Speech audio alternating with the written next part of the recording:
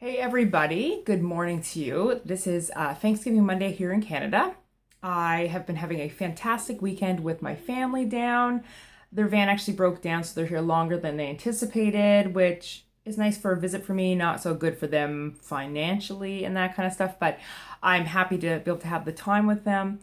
And I had a fantastic dinner last night. Now, a lot of people go, oh my word, it's Thanksgiving, what can I eat? I use Thanksgiving as a carb up meal for myself. And so what I had, if you actually go to my Half the Person I Used to Be page on Facebook or on my Instagram at Keto Low Carb Gina, you'll actually find pictures, because I always post pictures of everything I eat normally. I might miss one or two things, but generally. So I use it as a carb up meal, and I had chicken breast, I had sweet potato, I had some spaghetti squash, I had some cabbage that we put around the chicken, which is amazing. If you guys never have done it, do it. Just put a whole bunch of cabbage around the chicken. It takes on the flavor of the chicken. It's wonderful. And I also had a side salad with some greens, and there's something else I had. I can't remember what it was. Hold on, give me a second. Oh, carrots, just carrots. So I estimated that I took in, because I know what it looks like for a carb up meal, how many carbs are in like sweet potato for 6 ounces and all this kind of stuff. So I estimate that I had about 45 grams of net carb, and it was wonderful. And now I'm back to my 20 to 25 grams of net carb a day. Anyways, the reason I'm actually posting today, I wasn't planning on it. And actually, if you hear stuff in the background, my 5-year-old nephew is out there playing, and my family's out there. So I'm not going to be too long, but the reason I'm actually posting a video today is I've had several people, both on Instagram and on Facebook, message me and say they don't understand keto and the basics of it. Now, I'm not going to say keto's the same for everybody, because it is not. It just isn't. The way I do keto is different than like some other people. And actually the way I do keto now compared to a year ago is totally different too. So you're always going to be tweaking. But here is your basics, okay, guys, for foods, because a lot of people don't understand that they can't have normal vanilla yogurt, because normal vanilla yogurt is chocked with sugar. They don't understand that they can't have certain fruits. I mean, you can on a carb up, but generally speaking. So here's a basics, and I will actually write out on my Half the Person I Used to Be page on Facebook, as well as on my Instagram. I may or may not take a picture of it from my Facebook one, put it on Instagram, about basic foods that you can have on keto, ones that you should from. So, ones that you should veer away from. The ones that you should veer away from would be bread.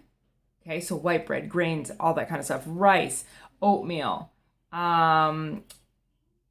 most fruits except for berries. Starches like potatoes and that kind of stuff, margarine, anything artificial really. So what you actually want to do is you actually want to have things like meat. So we're looking at steak, we're looking at chicken, we're looking at fishes, salmon, any kind of seafood pretty much, pork, bacon, but I always suggest doing bacon a pork belly instead, because bacon is processed, but it's up to the individual. As far as veggies go, you're looking at a lot of greens. So we're looking at arugula, which is one of my favorite things now, romaine, spinach, zucchinis, cucumbers, asparagus, Brussels sprouts, cabbage, colored peppers within reason. So we're any of the colored peppers. Avocados are fantastic. I'm trying to think of other veggies. There's so many veggies out there. Leeks, onions within reason, because they're more of a root veggie, especially onions. I do use some carrot, so you could use carrot sparingly.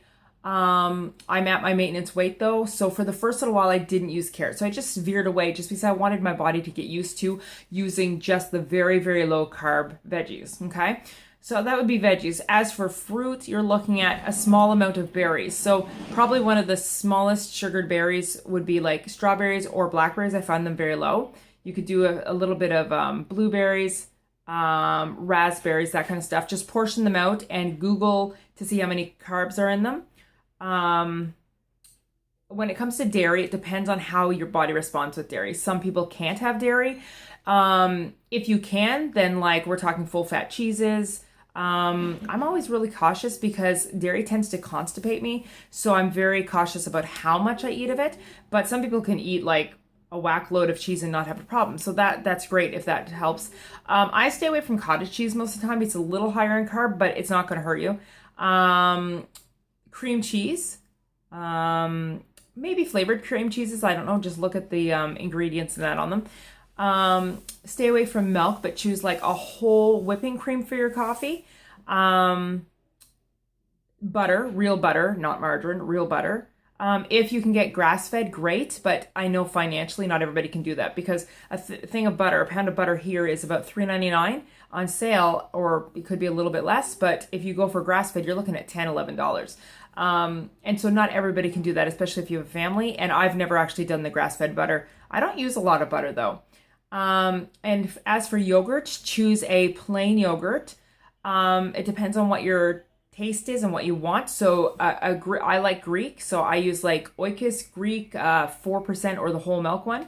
And yes, it does have carbs in it, and it has naturally occurring sugars, but it'll be 6 grams of carb per serving, per 3/4 cup. But I love to do it because it's really good for your gut. So I like to have that a couple times a week sometimes. I just add them into my daily total. Let me see, I've covered fruit, veggies, meats, nuts. Some of the best nuts really are things like pecans. They're very high in fat. Almonds are pretty good. As far as seeds and that, you can use some hemp hearts, actually. They're great for fats and proteins. You could use, I'm just trying to think here for a sec. You could use, chia seeds and that kind of stuff, make chia seed pudding. Things you could opt out for if you don't like or can't have dairy is things like almond milk or cashew milk for combining in ingredients for some recipes. You could also take and do coconut cream. So if you get a can of coconut milk, set it in the fridge, let it sort of chill. The coconut cream lays at the top, and you could actually put a tablespoon of that in your coffee if you can't do cream. Some people do MCT oil and coconut oil in their coffee. I've never done either. But I do use coconut oil for some things I make, like fat bombs. I'm just trying to think of what else. Oil. So a lot of the fats I use would be like, I love avocado oil, camelina oil, butter. I've never used MCT oil, like I say, but some people do. So those are some basics. Now, if you're not an app lover like me, I'm not an app lover, I encourage you to go to Google, the Google machine, and actually write down, you can work out net carbs. Now, here's a little thing for you. Net carbs of something is the carb content per serving minus the fiber, and that's what I go by. So I do 20 to 25 grams of net carb per day, and if I go a little more, that's fine with me because I'm actually trying to increase my carbs a bit. I made an actual thing for all sorts of veggies and that purposely for myself because I do not do an app, which is fine.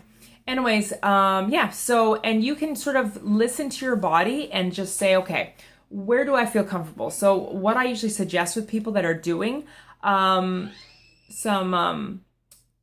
new to keto is to go gently into it. So just start taking certain things out, like breads and that. Let your body get used to it, because going from like a carb burning machine to a fat fueled machine, which is what you're doing when you go keto, your body's going to thrive on fats and higher fat foods. You are going to probably want to take it a little slow, because a lot of people complain about having keto flu, and I never got keto flu, and I think very much that's because I actually was a very, very low carb person beforehand. So I just gently went down on my body, right? So with taking foods out. As for how many calories you should have, how much protein, how much fat, you could go with the 5% carb, the 20% protein, and the 75% fat. That's your classic keto, but I guarantee you that is not what you're going to stay at. You could try it, but if you're ravenous, add more protein. If you're getting your full amount of fat, add more protein. My body was low on protein, and my body was craving it. And fat would never fill what protein really needed to do in my body. So anyways, guys, that's just a basics on that. A lot of people want to know what their macros should be and how much protein they should intake. I can't tell people what to do for themselves, but for me, I underate for the first little while. So I just want to encourage you guys not to undereat. This is a lifestyle change. You want to feed your body well. You want to actually feel good. You shouldn't feel like junk on this, okay? So your body should feel sufficed. Now, mind you, when you first go from a carb burning state to a fat burning state, your body's going to have some adjusting, right? But that's why I say, why don't you go slowly? Start by taking out breads and grains and stuff like that for a week or two, then start lowering your fruits and that kind of stuff, then start upping your fats, good fats and that, and eventually just sort of work your way in within a month. You can go hardcore like I tend to do with things, but a lot of times people have some issues, especially women, so it doesn't hurt to be really easy on your body. And some other places to find really good information on basics of keto would be to go to healthfulpursuit.com. She's great. She does podcasts on different things that affect women. Not so much men, but women, because women tend to have to, I find women have a harder time with keto because they're not listening to their body. They might be fasting and their bodies aren't liking it in that. So, and I actually talked about that on a previous video that I put on, but my body does not mesh well with fasting. And quite frankly, I think when you first start keto, I don't think you should even consider that. Look into that after a month or two. Get your foods right first and get your body, used to actually loving being fueled by fat, okay? So that's the basics of things you can eat. And actually, a lot of people, if they literally just don't track anything and literally cut out all the stuff that I said and all the refined sugars and everything. And I know this is going to have a delay because it keeps doing weird things when I'm doing live on on YouTube. But anyways, that's just some basics. I'm going to refer people to this because I think it's going to help them. But I really do think you can actually figure out for yourself what your body needs, but you have to listen to your body. I can't tell you what's right for your body.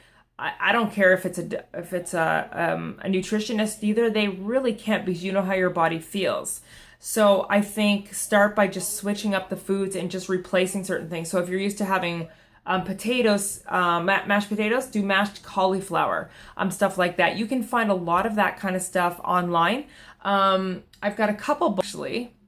I do have a couple books, and one of them is Leanne Vogel's Keto Diet book. You can get it on Amazon for about $27. It's phenomenal. Lots of information. You pretty much don't have to have any other guide if you have hers. But there's another girl, and I forget her name, but it's called Simply Keto. And I just got the book and I started sort of going through it. And she explains keto really well as well.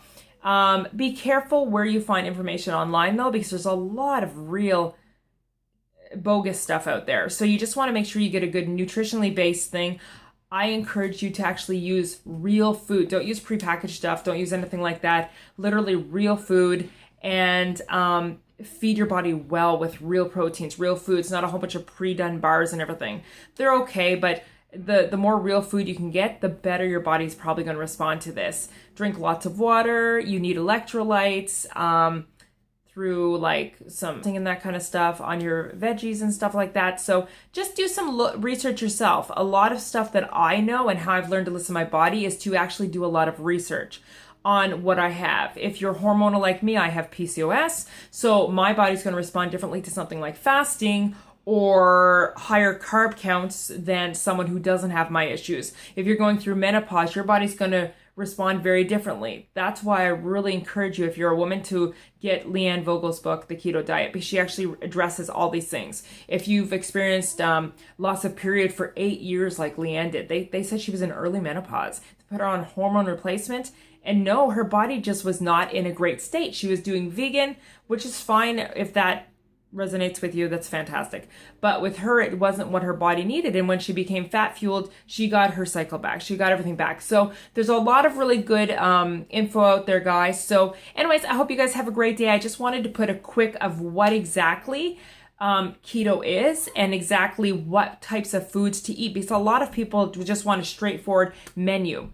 I don't have a straightforward menu. I can take pictures, and I might, of what I eat daily and put them online just so people can see what I have. But it wouldn't be on here. It would be on my Half the Person page on Facebook or it'd be on my Instagram. So anyways, guys, I hope you guys have a great day. That's just the basics, and I'll chat with you guys later. Have a good one, guys. Bye.